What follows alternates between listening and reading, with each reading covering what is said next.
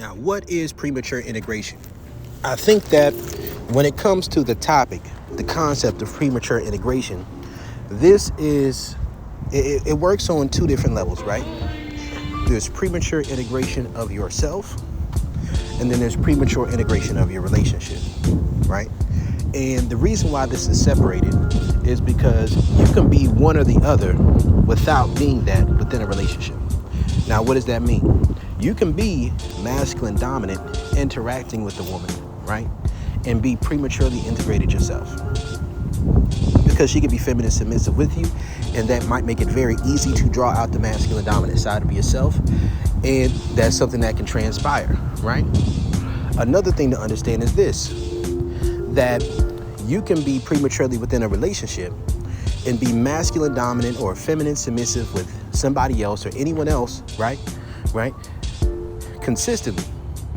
But with this particular person, you met them in a stage of your life when you were prematurely integrated, right? When you hadn't integrated your shadow yet. So it's very difficult for you to merge your anima or your animus in regards to them.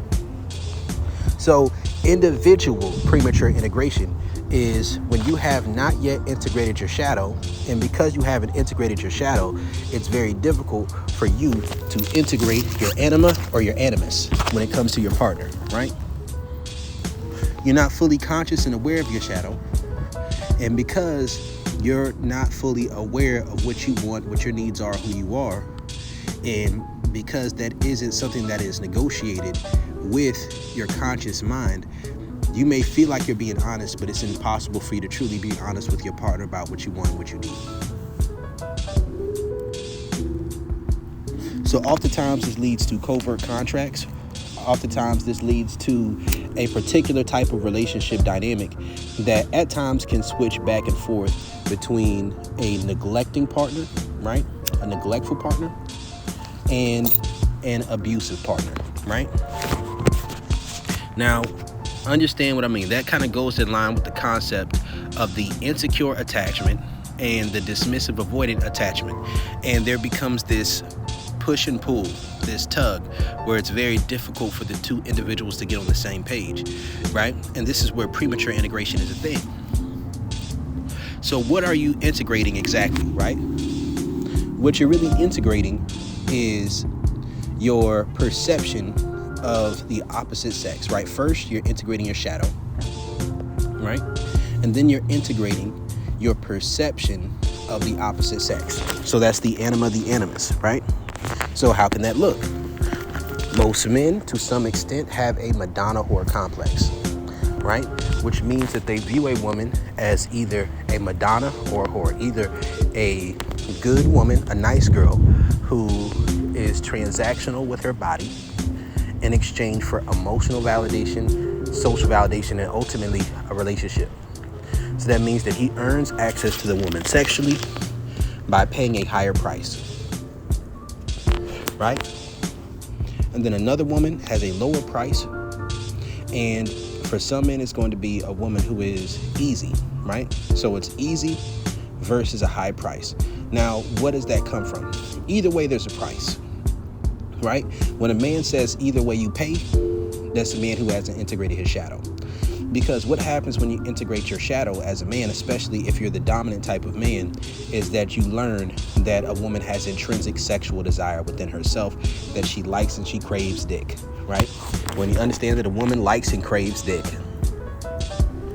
and that you have a dick that is worthy of being craved, then you don't judge a woman necessarily for her sexual past the same way. I'm not saying you don't do it at all, because how you negotiate your shadow in your conscious mind may have a different level of moral values and beliefs that are being negotiated with your shadow, to where certain things may be unacceptable and certain things may be acceptable, right? So there's different ways that it works. One man may hold the belief that he may still want a woman who's somewhat a virgin, right? But that's especially if he's a virgin, or if he just lives in an area where he understands certain things. But another man may say, I don't care if a woman was a prostitute. Another man may say, I don't care about her body count as long as she wasn't a sex worker, or as long as she's not out on the internet exposing her body for resources. Or he may say, I don't care about how many men she slept with as long as she hasn't engaged in gangbangs and group sex and had trains ran on, right? So how a man integrates his shadow, it is going to be different based on that man and how much of his dominant sexual ego he is integrating into his conscious mind. And then based off of how much dominance he's integrating into his conscious mind and his morals, values, and principles, he's probably not going to want a woman who has been exposed to, not going to want to be emotionally connected to or invested to a woman who has been exposed to a greater level of dominance than he is willing or able to provide, right? Or who is not going to be receptive to the level of dominance that he seeks to provide. So where premature integration oftentimes comes at is when you have become emotionally invested. Your ego and your emotions are attached when you're on the shadow level, right? The ego and the emotions are attached when you are socialized, and then they're also attached when you're on the level of integrating the shadow. So what does that mean? That means that insecurities and fears of inadequacy can be triggered based off of the experiences of the woman and how she reacts and responds to you versus how she reacts and responds to others, which is the sexual return on investment, right?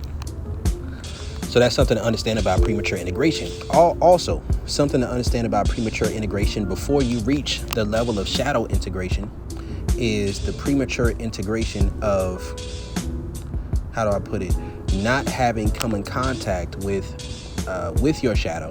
So you're not aware of all of the dominance that's inside of you, all of the aggression, all of the rage, all of the desire to control, all of the desire to possess, all of the desire to push boundaries. When you're not conscious of those things, they oftentimes can manifest in covert contracts, right? But another way that it manifests is through overly identifying with your anima, overly identifying with your perception of women being sugar, spice, and everything nice. So that initial level of premature integration is when you get into a relationship off of this perspective of, yes, having that Madonna whore complex, but viewing the woman that you are emotionally invested in as a woman who is a Madonna off of this blue pill perspective of her not being a very sexual woman, right? That's premature integration. So what it does is it can make communication very difficult, but you have this perspective of overly identifying with the plights of women in a way that doesn't see the other side of the way that at times they can encourage the negative things that happen within their own lives and relationships, right? So that means that if you are a man who is prematurely integrated, you're probably going to have a lot of white knight tendencies. You're going to run to women's rescue without looking at the information. You're going to be a very strong candidate for being a flying monkey, or what I call an uzaru, if you're a big, strong one, or you have political power or social power. And you're going to be very likely to succumb to false accusations, as far as that's something that you're going to believe 100% of the time. You're going to be a believe all women type of guy if you haven't integrated your shadow. Because as you integrate your shadow and you're dealing with women, you're going to recognize their shadow. You're going to recognize female manipulation tactics. You're going to recognize certain things. But another thing that can occur within this is that you can become very hyper vigilant. So let's say you get into a relationship when you're in the socially programmed blue-pilled stage, right? Now, what can happen along the way is this. You don't have to leave your relationship to integrate your shadow unless that person isn't naturally sexually attracted to you on a high enough level to overcome their social programming. And sometimes if they are, then if the woman hasn't integrated her shadow, if she's unable to do it with you, then oftentimes she's going to have to do it elsewhere.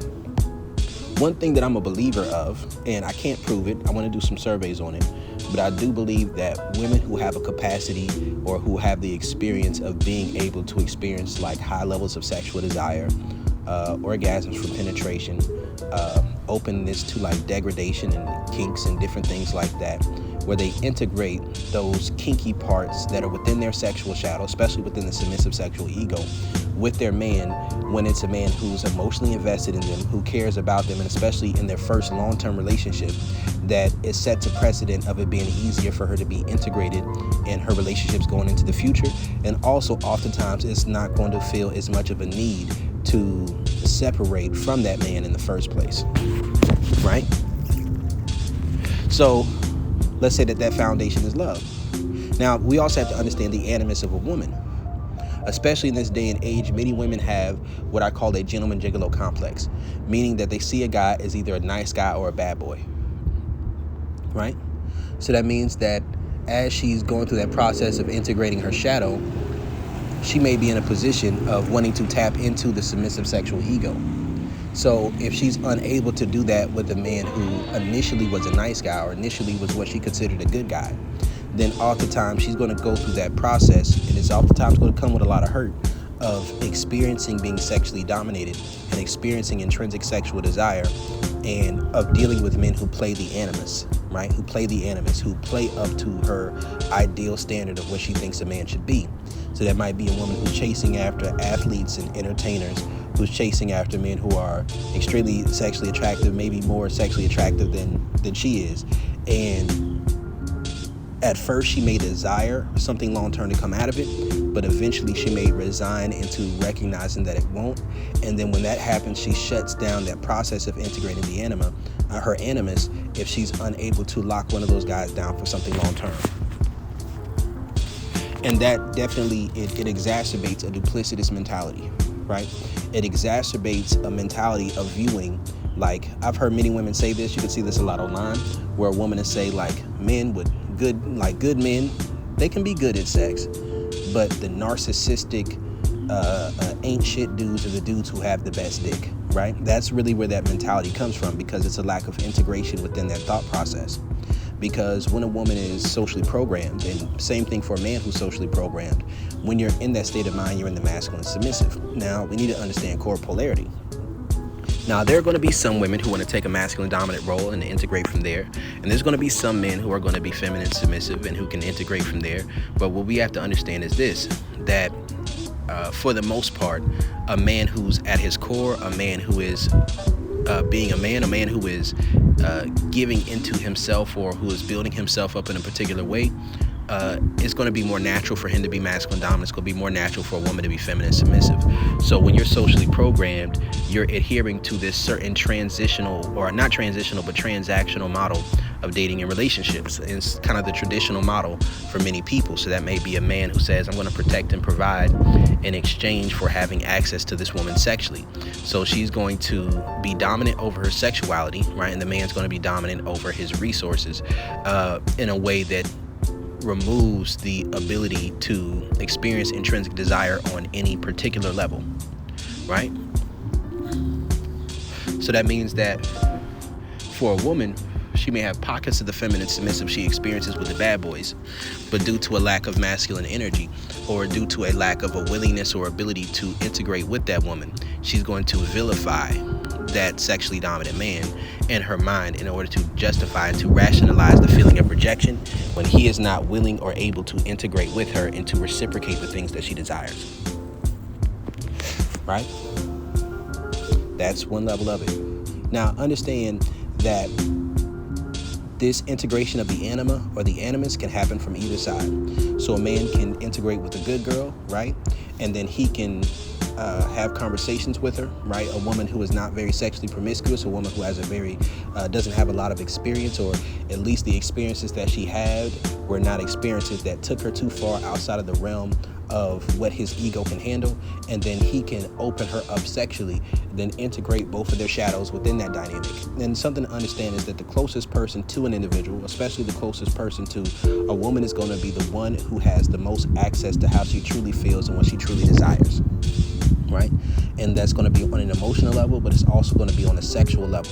And by taking the role of the good girl and then integrating the shadow with her man, especially if she has a lack of experience, if that first man is the best dick she ever had, of course, because it's the first, or she's only had a few partners, but the man she's with is a man who takes her to new places sexually, but he also cares for her emotionally, then it's going to be very easy for his ego to be able to handle the things that she's experienced, because she hasn't experienced anything that would hurt his ego. So how she truly feels in her sexual desires or in her experiences is something that strokes his ego, so it's much easier for him to be emotionally available. And this is where oftentimes the feminine dominant can be a glass cannon, right? Because something I call alpha pandering, the feminine dominant, or at times the man who is, and it's not always a feminine dominant, it can be a masculine dominant, but the man who is very sexually dominant, oftentimes he'll catch a woman off by surprise with a sex bomb, give her a bunch of great dick up front.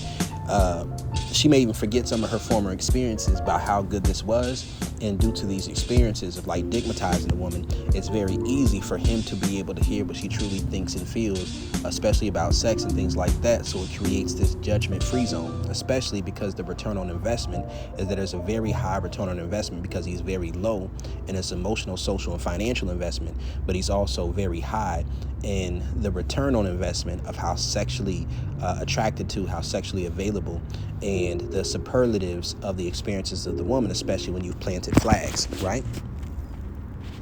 But a woman can also integrate with a guy who's the bad boy, right? If she's feminine, submissive, and she's with the sexually dominant man and he has a program, if she is able to integrate her shadow to understand that she wants a man who has teeth, that she appreciates that dominance, and that he also has structure to provide for her, if she has enough in her cup to be able to adopt and to allow the man's structure and his principles to influence her animus, then she can integrate with that dominant man and then be with him as well.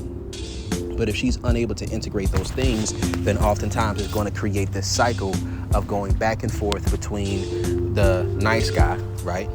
The nice guy who has no expectations that he places on her sexually, that doesn't trigger her psychological reactance, at least for a period of time, with his upfront emotional investment. And then you have the guy who's plays on her high level of sexual attraction and desire, and who doesn't reciprocate. And it oftentimes is this back and forth between these two different types of guys in this woman's animus, until she finds a guy who can integrate those things for her. Right? So she has to integrate those things, he has to integrate those things. But when a woman's prematurely integrated, she can't really appreciate the dominance of a man in her conscious mind, right? So subconsciously, the dominance of that man is going to be attractive.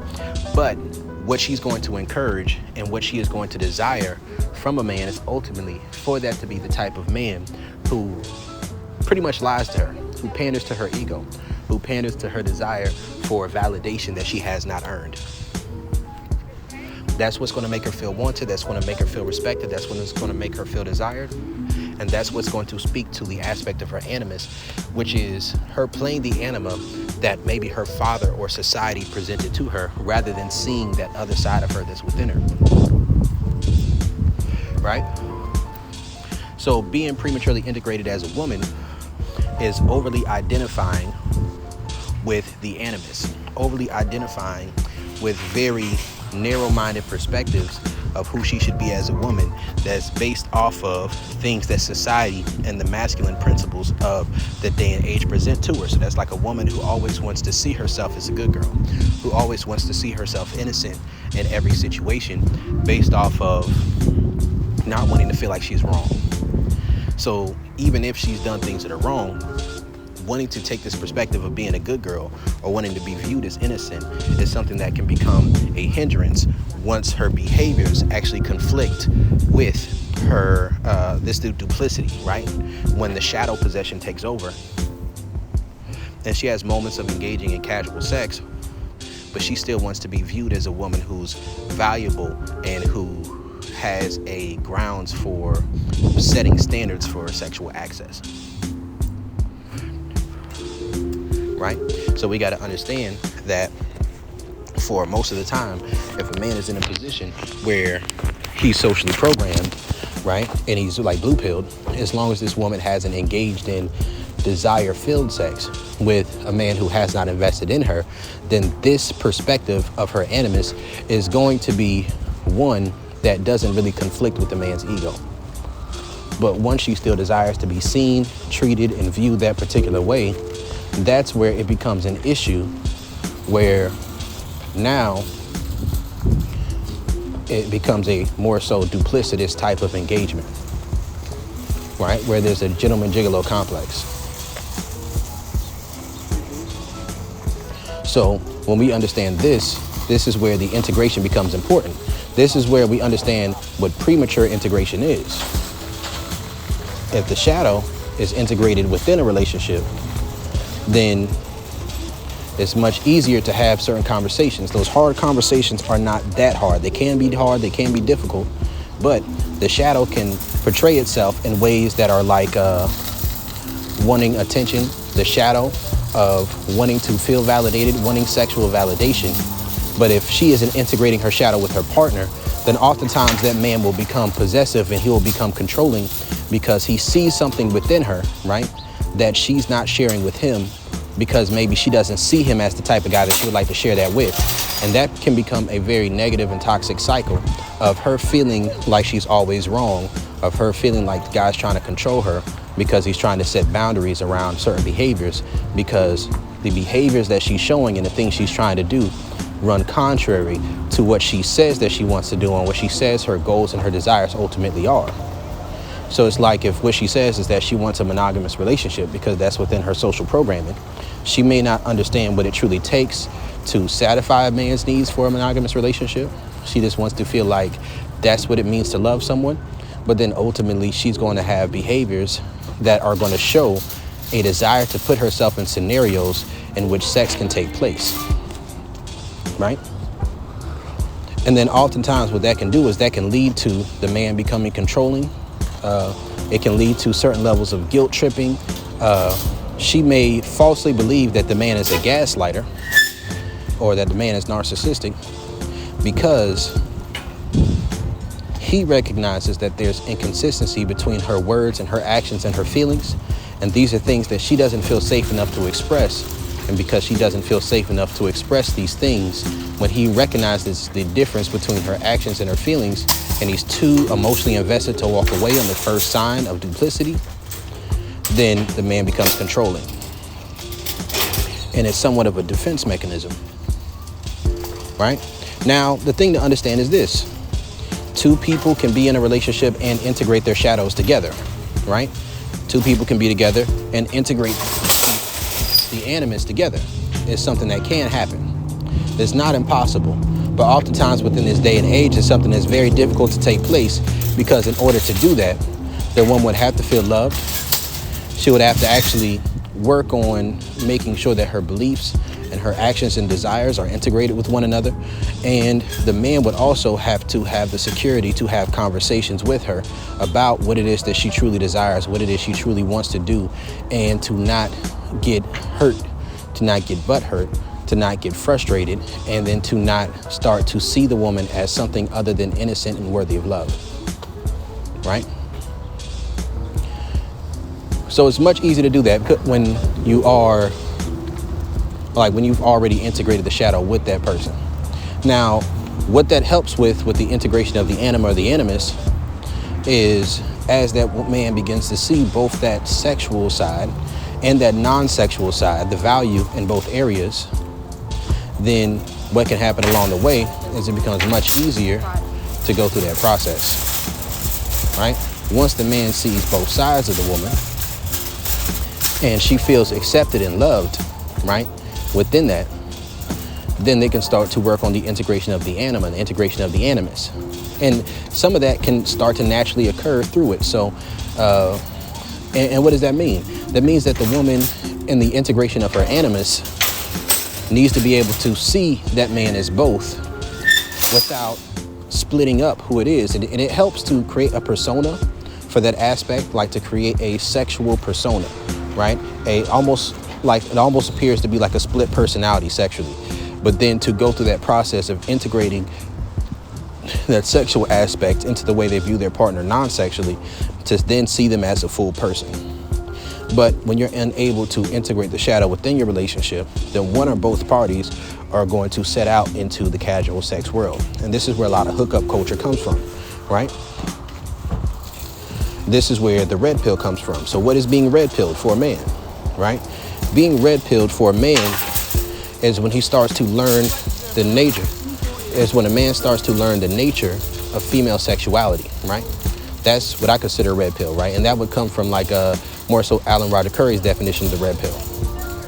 Now, if that man has experiences that show that what he's learning about female sexual nature is something that benefits him, then he's not going to go through red pill rage, because his experiences are something that correlate to what it is that he's learning. So that means it's like typically the sexual alpha male is going to have that experience, right? But if what he learns is something that is so far from his experiences that it creates a sense of cognitive dissonance, then the man experiences red pill rage. And that's kind of how that works, right? Now, the integration of the anima is also something that can take place, right? And the integration of the animus. Sometimes that has to happen single as well, right? Now, if that happens while you're single, then it's oftentimes going to be through having experiences where you see where it's a sexual relationship and you see a capacity for something long-term coming out of it, right? And then also, when you're able to start a situation non-sexually, right, as platonic friends or as just dating and building an emotional connection, but then still experience a high level of sexual compatibility and a high level of the dom-sub dynamics taking place after having already established things on an emotional level, on a certain level, right? And that's really where the anima and the animus integration comes from, right? So typically, this is part of where people try to find themselves. Like, there's a few experiences a man typically has to have to start integrating his anima, because part of that anima is for that man to go through the process of sexual, right?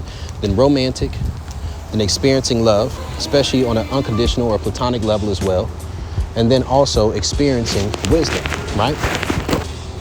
Part of that animus, that anima integration for a man oftentimes can be when a man is in a position where he's having sex with a woman who's having sex with other guys but still prioritizes him, right?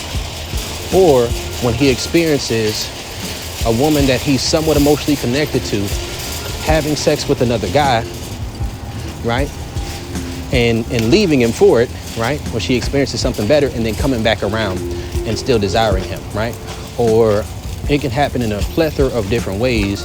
A lot of them can be painful. Some of them don't have to be as painful, but a lot of it depends on the context of those situations, right? So I do think it's important to understand this, and for a woman, I already broke down how that works for her. But there's at least 4 stages of anima integration and 4 stages of animus integration. So a woman can be in love with a man, have great sex with a man, and have pretty much a split personality to it, where she doesn't connect those things together, where they aren't really making love. It's like he just has to pound her out. Then after he pounds her out, she pretty much forgets or doesn't even connect those 2 things together. Or even worse, the social programming of the situation is so contrary to that experience that guilt and shame is risen up out of it. And then she starts to view the man more as the gigolo than as a fully good man. And the thing to understand is, like, when people talk about how, oh, bad people or people who are toxic have the best sex, is because when you're masculine submissive, you're going to be the most compatible with those who are feminine dominant, right? Because that's going to be something that's willing to disrespect your boundaries enough for, and give you enough plausible deniability for the parts of you that you are repressing to then come out.